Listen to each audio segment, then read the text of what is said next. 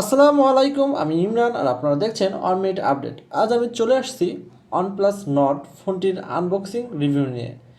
আজকে আমরা দেখব এই ফোনটির বক্সে কী কী থাকে। তার আগে একটি কথা, আপনি যদি আমার চ্যানেলে প্রথম হয়ে থাকেন তাহলে অবশ্যই সাবস্ক্রাইব করবেন এবং পাশে থাকা বেল আইকনটি অন করে দেবেন। তো চলুন দেখে নিই আমরা এর আনবক্সিং।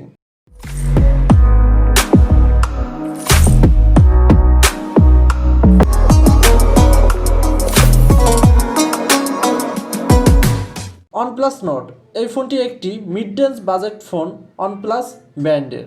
তো এই ফোনটা আজকে আমরা আনবক্সিং করতে যাচ্ছি। তো প্রথমেই বক্সের পিছন দিকে দেখব, এখানে ডিটেলস লেখা আছে এই ফোনটা কত জিবির, এতে কত ক্যামেরা, এতে কতটুকু প্রসেসর ইউজ করা হয়েছে।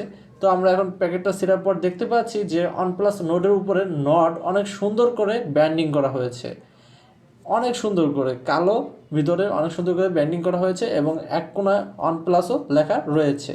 তো এখন আমরা যদি এই কভারটি খুলি তাহলে প্রথমেই কিন্তু ওয়ানপ্লাস নট সেই ফোনটি দেখতে পাবো। ওয়ানপ্লাস নট ফোনটি দেখতে কিন্তু অনেক সুন্দর দেখা যাচ্ছে, গ্লাস ব্যাক, কিন্তু আসলে এটা গ্লাস ব্যাক না, এটা একটা প্লাস্টিক ফ্রেম।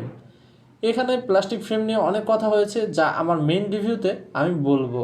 তো চলুন এখন আমরা ওয়ানপ্লাস নোটটা একটু ওপেন করে দেখি এতে কি আসে। প্রথমেই এখানে দেখা যাচ্ছে ওয়ানপ্লাস ব্র্যান্ডের একটি ব্র্যান্ডিং, তারপর আমরা পেয়ে যাবো একটি ওয়েলকাম লেটার, এরপর রয়েছে একটি ব্যাক কভার। ব্যাক কভারটা কিন্তু অনেক স্টাইলিশ।